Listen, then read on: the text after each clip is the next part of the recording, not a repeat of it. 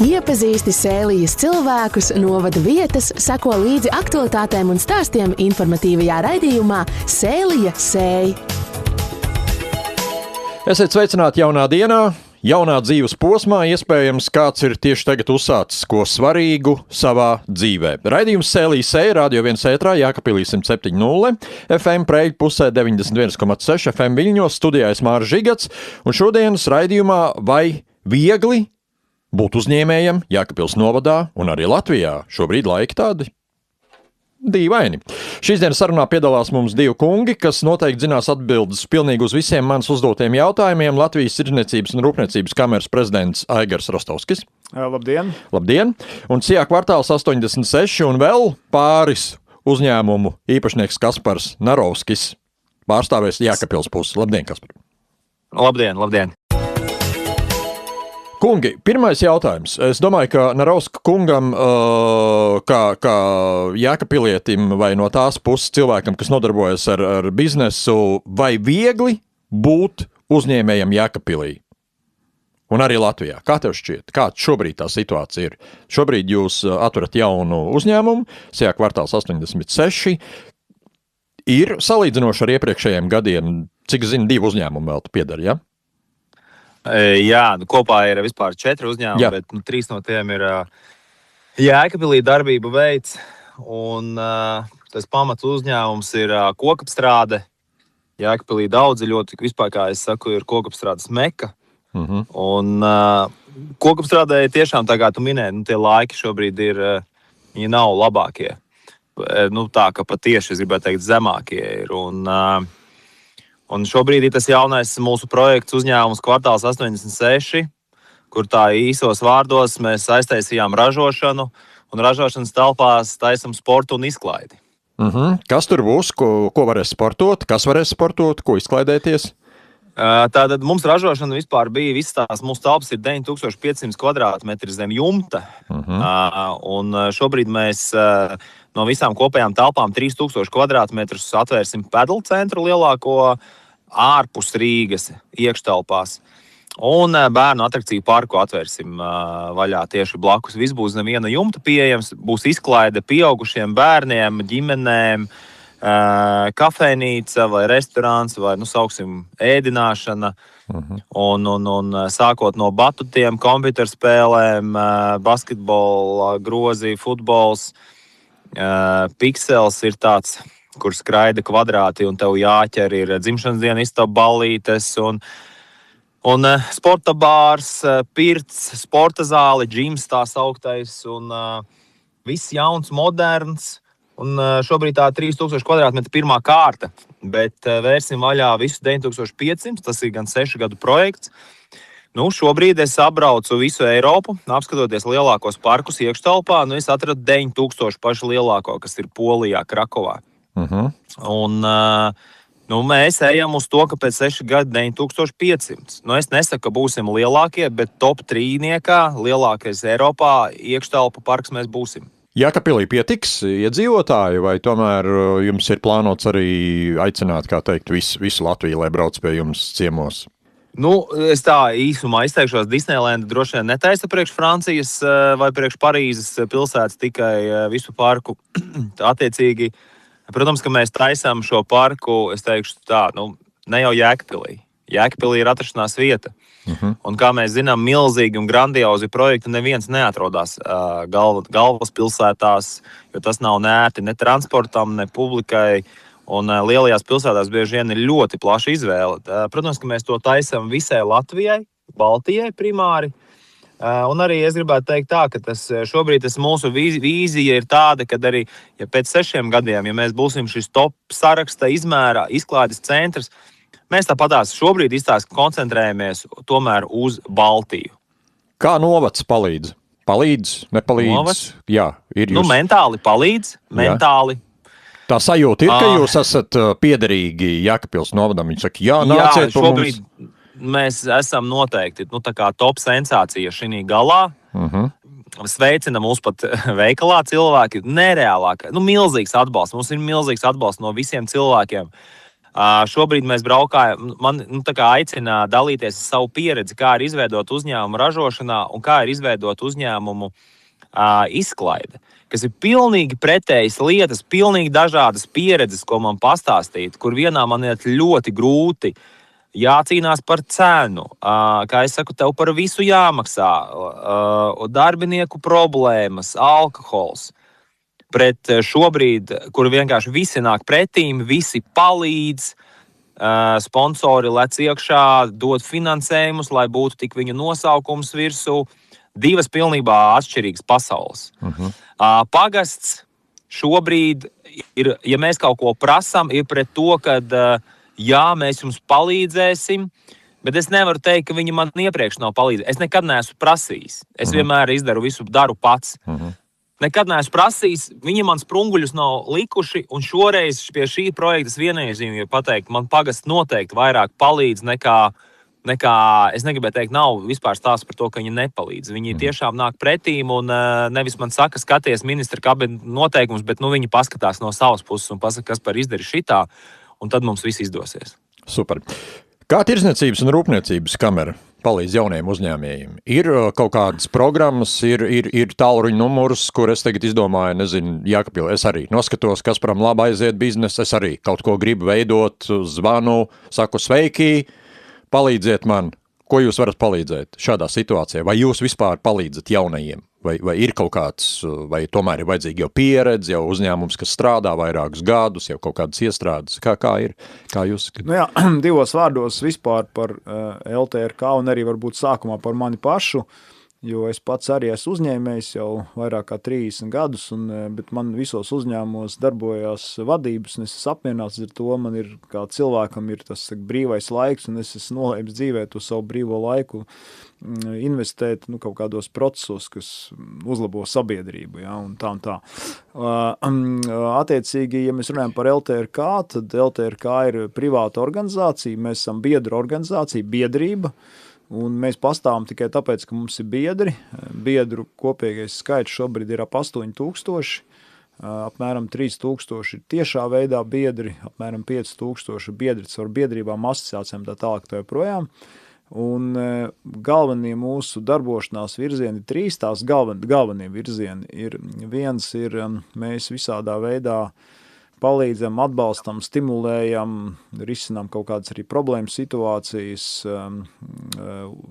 eksporta virzienā, respektīvi, jo tas mūsu uzstādījums ir tāds, kad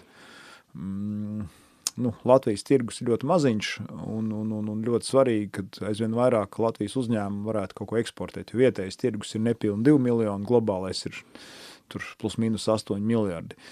Otrs virziens ir varbūt tajā jautājuma lokā, ko tu teici, tas ir viss, kas saistīts ar mūsu biedru konkurentspēju. Restīvi, mēs organizējam biedriem visāda veida seminārus, webinārus, pieredzes apmaiņas, tā saucamās fuck-up stories, jā, neveiksmes stāstus, jo arī mēs esam ļoti aktīvi arī starptautiskajā mērogā. Mēs esam Eiropas teiksim, kameru asociācijas biedri, Eurošambras biedrs, man tas gods ir 2 gadus būt tur prezidenta vietniekam. Eurošambras savukārt pārstāv 20 miljonus kompānijas, un patiesībā viena no lietām, kas šobrīd ir aktuāla pasaulē, tieši šī te dalīšanās ar pieredzi, jā, jo pasauli tik strauji attīstās, tik daudz izmaiņas, un ļoti svarīgi, kad ir tas networks, tas tīkls, kur var dalīties ar pieredzēm. Un trešais virziens, kur mēs daramies, tas ir viss, kas saistīts ar uzņēmējdarbības vidi. Mums ir aktīva miedarbība ar politiķiem, ierēdniecību, ar visādām valsts institūcijām. Kaut kas sanāk, kaut kas nesnāk, tas ir tas darbības laukums. Bet tuvāk tavam jautājumam faktiski ir tā, ka mums arī ir LTRK kā organizācija kopumā pārklāja visu Latviju, mums arī ir tā kā nodaļas, ja tā var teikt, ja. Un ja mēs runājam par Jēkabili, tad tas ietilpst tajā Zemgales nodaļā, mums ir tur Zemgales nodaļa, tur arī ir vadība. Un faktiski mēs arī reģionos organizējam dažādu veidu pasākumus. Tā kā tie rīki ir tādi, ir kaut kādi lielāki pasākumi, kur, nezinu, tur brauc stāsta kaut kādas makroekonomikas stāsts, kur vispār ekonomika virzās tā un tā. Un tad ir kaudze lietas, ko LTRK organizē, tieši tā kā es teicu, semināri, webināri, kur jau ir par kaut kādām konkrētām tēmām. Un tad ir jautājums jau par to, jo biedriem tas viss ir pa brīvu, un tad ir jautājums vienkārši, kas ir LTRK biedri, kas nav un cik viņi izmanto. Ja, tā kā, skaidrs, ka ir telefona līnijas, ir pieejams, ja, bet parīgi jau uzņēmējiem ir parasti, pirmkārt, es gribu pateikt, izmantojot iespēju, paldies Kasparam, ka viņš ir uzņēmējs, ka viņš dara un attīst un darbojās reģionā, ja, tā kā tas ir vispār apsveicami. Bet parasti tev ir tā, ka ir kaut kāda konkrēta vajadzība, un tad kāds zvana, tā ir tāda apusēja kustība. Ja. Vēl tikai bišķiņ tādiem informatīvam laukam, kāpēc es īpaši gribu pateikt Kasparam paldies un arī citiem uzņēmējiem, jo, ja mēs skatāmies tādā Baltijas griezumā, tad dati, teiksim, par iepriekšējo gadu ir tādi, kad Baltijas valstīs pagājuši gadu ir nodibināti 34,000 uzņēmumu un Latvijā tikai 20%. Tas nozīmē, ka Igaunijā un Lietuvā sabiedrība kopumā ir uzņēmīgāku cilvēku, varbūt ir bišķiņu vairāk. Un patiesībā tā ir lieta, kas Latvijā ir problēma, ka mums kaut kā mentāli ir, nezinu, tas uzņēmējdarbības gars varbūt nav tik labi attīstīts. Tā ir garāka diskusija, bet tā ir problēma, ja, faktiski. Un tāpēc es arī izmantot iespēju pateikt jebkuram uzņēmīgam cilvēkam, kas tā vietā, lai, nezinu, braukt prom no Latvijas vai iet strādāt ierēdniecībā, ka viņš mēģina attīstīt uzņēmumu un liek savu enerģiju, tā kā visiem tiem paldies, jo, jā, tā.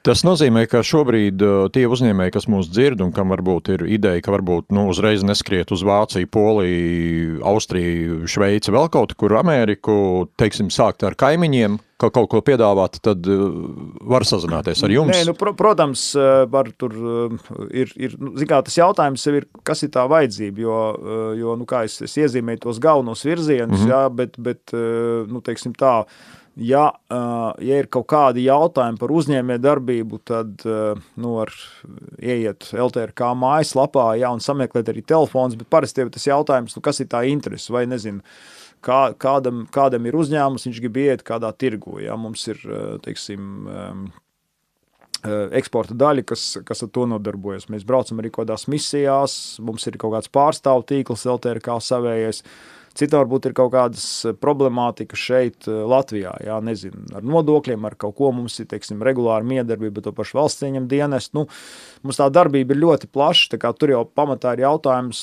kas ir tā problēma, jo uzņēmēji arī pragmatiski cilvēki, kamēr viņi tiek galā ar visu, visi forši, jā, bet ir kādreiz kaut kāds problēmas, un otrs ir, kāpēc arī daudz ir biedri, šī te tīklošanās iespēja, jo gal beigās sakari, kontakti un pazīšanās palīdz, kaut dēļ tās informācijas apmaiņas, ja, kad tev ir kaut kāds tīkls, tu vari pajautāt, tev ir kaut kādā telefona grāmatiņā jautājumi, ka tu tādā tēmā, tu vari pajautāt, kā ir tās, kas tur notiek, ja, tā kā ļoti tāds plašs spektrs ar dažādām iespējām. Narauskungs, Lietuva, Igaunija. Pieminēja Baltijas valstī, viens no lielākajiem atpūtas parkiem top, ir kaut kādas iestrādes ar mūsu kaimiņiem, kā viņi cilvēkus atvest, iestāstīt, parādīt? Par tām iestrādes, teiksim tā, oktobrī mēs apturējām ražošanu un mana visa pieredze ir tirdzniecība un ražošana tikai. Izklaides sfērā vispār nav pieredze ir mārketingā.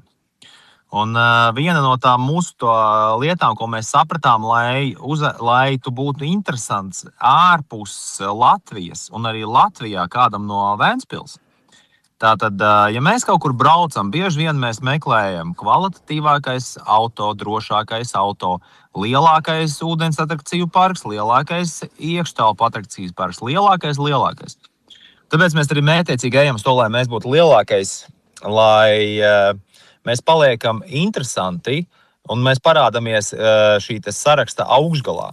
Un tad, attiecīgi, ja mēs bieži vien taisam, vienreiz braucam slēpot uz ārzemēm, daudzas ģimenes. Tāpēc, ka tur ir augstākie kalni. jā. Mēs braucam vienreiz uz akvaparku gadā. Tad, attiecīgi, mēs vienreiz braucam uz avārijas brigādi, vienreiz uz Tarzānu.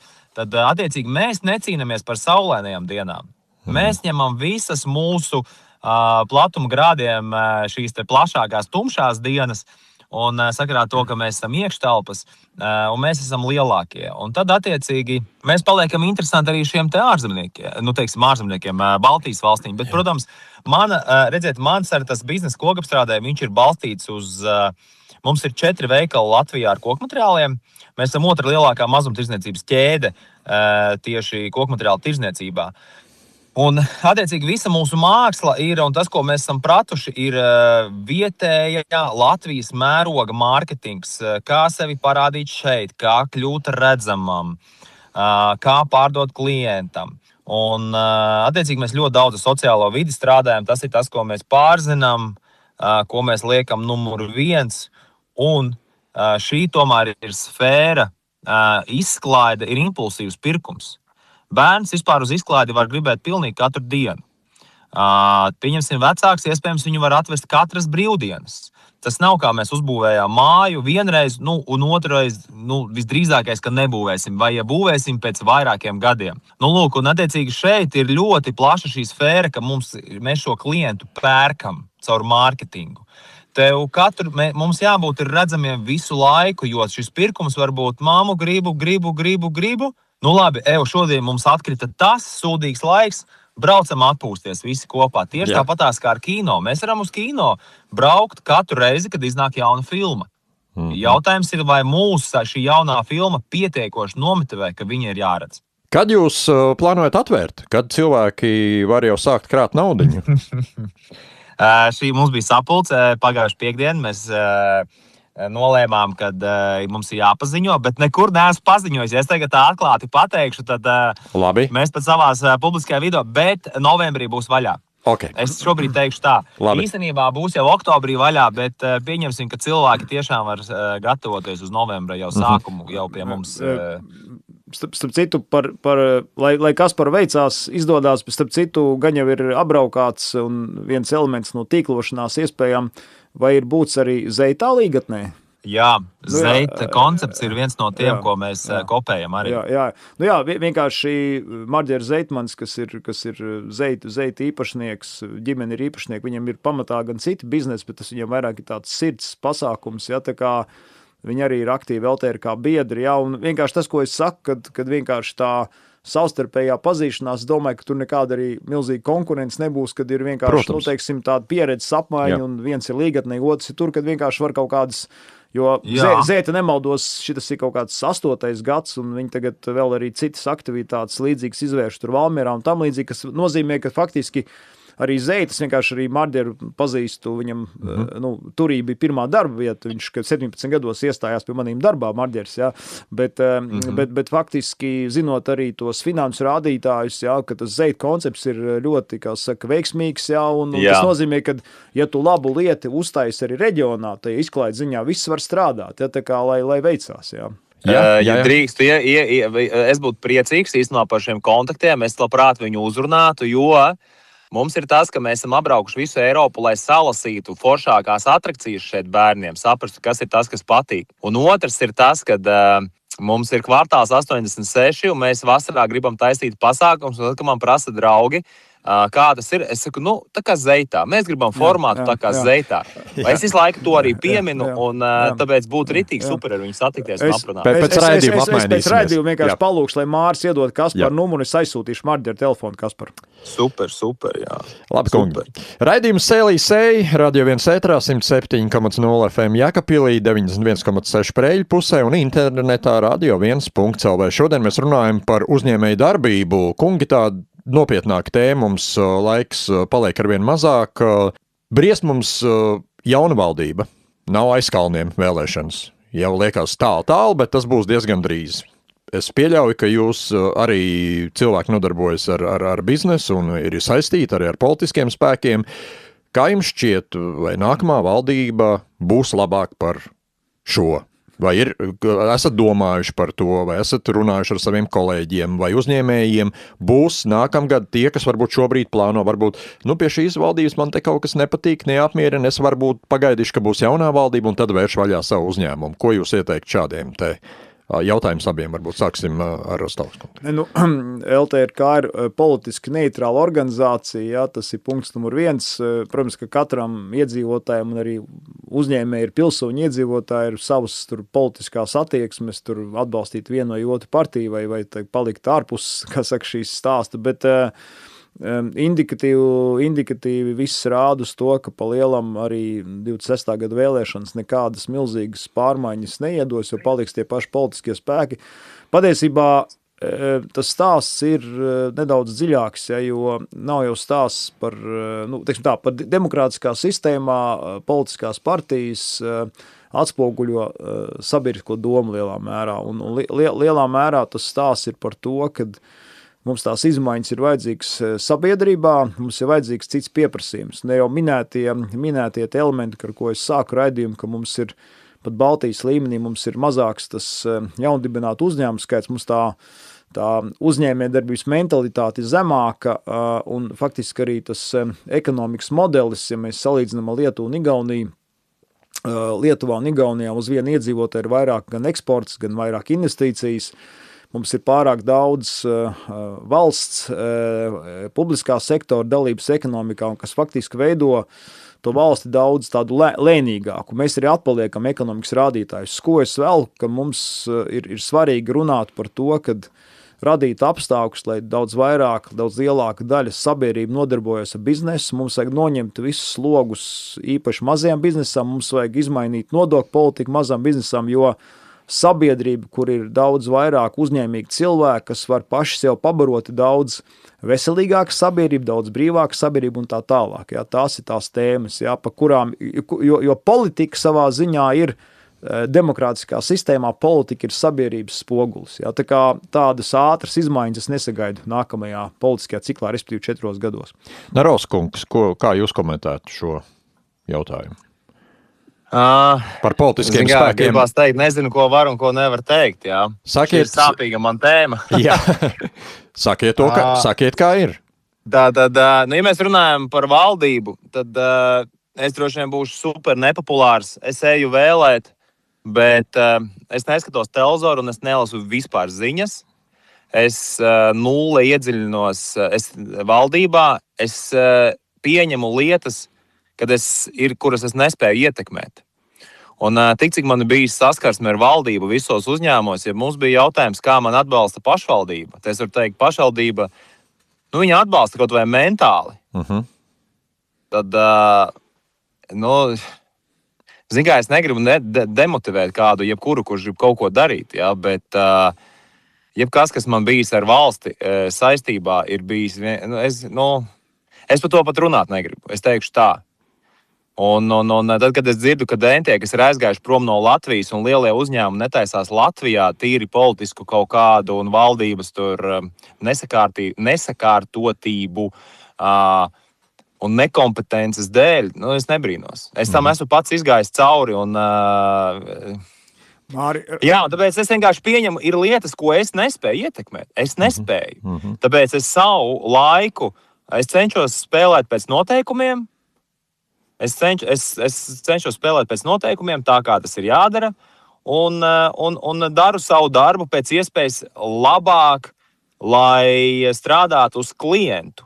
Kaut kā tā, tāpēc man par valdību vispār ir, es vienkārši esmu nekompetents šī tēmā, jo tas ir tā tēma, ko es saprotu, ka es nespēju ietekmēt, un es nemēģinu savu jau tik dārgo laiku veltīt vēl šim visam. Rostovs kungs.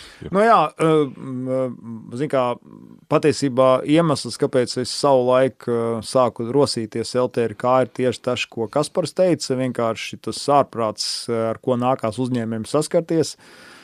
Mēs kā organizācija darbojamies, kaut ko izdodās panākt, kaut ko nē, bet katrā gadījumā, tā situācija, izpratni par to, kopumā sabiedrības un arī attiecīgi politiķi izpratni par to, kādos apstākļos dzīvo uzņēmēji ir kritiski, jā, visas tās birokrātijas lietas vispārējais, tāpēc es vēlreiz saku, jo sabiedrībā būs vairāk cilvēku, kas nodarbosies ar biznesu, kam tas skars to viņu dzīvi, jo lielāks būs spiediens uz kaut kādām izmaiņām. Jā. Tāpēc ir ļoti svarīgi radīt tos apstākļus, jo lai vairāk cilvēki, it sevišķi mazām biznesam, viņam vispār jebkādas, kaut kādas birokrātiskās svaras. Nezinu, es gribu cept pankūkas, tirgoju, liekat man mierā, jā.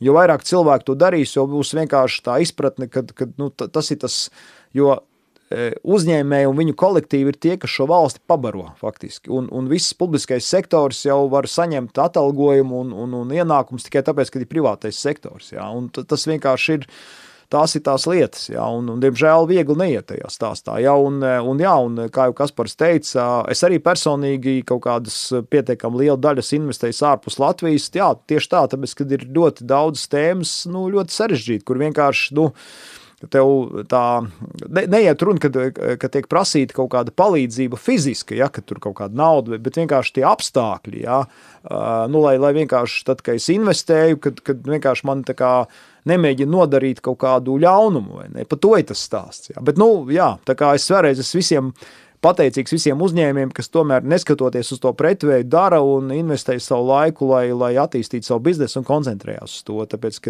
šie cilvēki ir patiesībā Latvijas valsts sāls un pamats.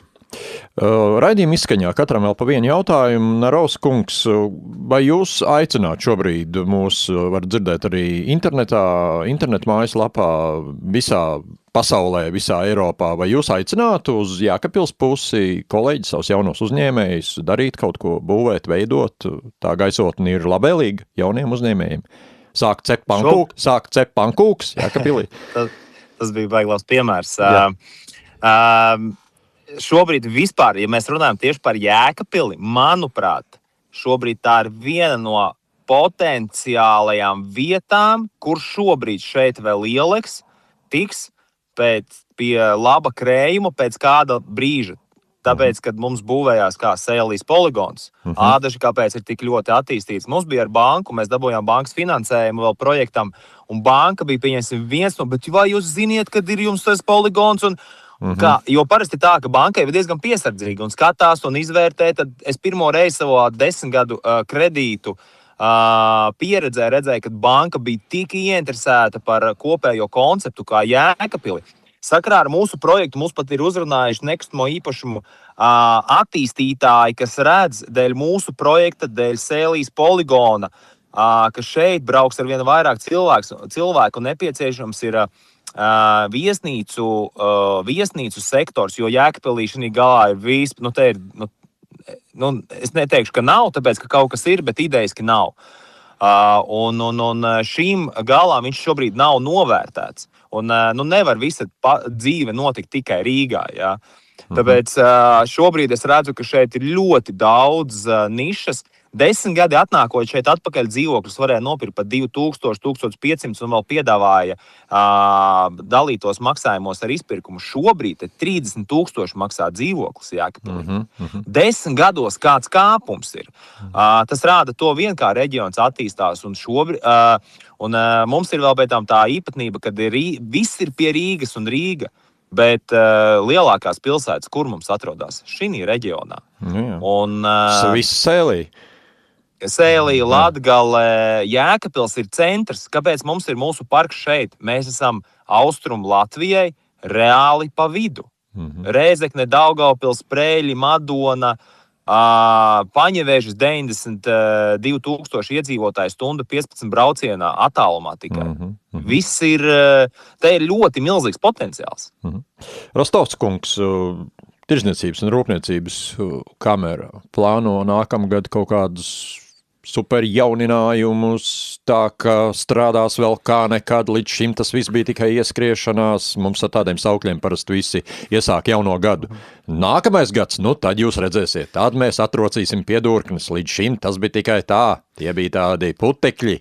Mums lielā mērā visi tādā pieaugušā ritmā, jo tā, ka tur nākamais gads būs, tur nezinu kas, bet tad, kad es sāku šī amatā pirms 10 gadiem, tad biedru skaits bija kaut kā 2-3 tūkstoši, tagad ir ap 8 tūkstoši. Mēs kā organizācija augam, pagājušā nedēļa, teiksim, vispār Rīga bija dēļ LTRK aktivitātēm tāds Eiropas epicentrs. Mēs noturējām šeit Jurašambras prezidenciju mītiņu, te bija sabraukuši ļoti turīgi ietekmīgi cilvēki uz LTRK namu, vieni cilvēki 15-20, mēs ciemojamies arī pie premjeras, mums nāca ciemos Latvijas bankas prezidents. Tad mums pagājušā trešdien notika eksporta Hanzas peronā tāda konference. Tur 50-60 runātāji bija ārzemnieki no dažādām valstīm, bija bagātākais Lietuvas cilvēks, Smartlink īpašnieks, izskrit no maldas valsts, no Melsarā. Nekas internetā cilvēki atradīs. No jā, un kaut kur 400 cilvēki, tā kā jauni projekti ir, un vienkārši tās aktivitātes mums ir tik daudz, ka es, godīgi sakot, man jau kā mums ir valdi, kas ir tā izpildu institūts, es jau tajās ikdienas aktivitātēs tur katru dienu neesmu, bet pasākumi notiek faktiski katru dienu, tā kā katrs var atrast sev piemērot. Būs tagad uz Jēkabpili jābrauc, jāorganizē. Mums Jēkabili regulāri bijuši pasākumi, un kā es teicu, tā ir daļa no Zemgales, jā, un tur ir regulāri pasākumi. Es pats esmu virkni tajos piedalījies, un dažādi formāti, tā kā mēs esam pārklājumi visu Latviju, tā kā jā, ne tikai Rīgā, bet arī reģionos darbojamies. Paldies, kungi, par sarunu. Paldies par sarunu. Vismaz daļu mēs noskaidrojām. Atbildes mums ir. Paldies arī klausītājiem par uzmanību.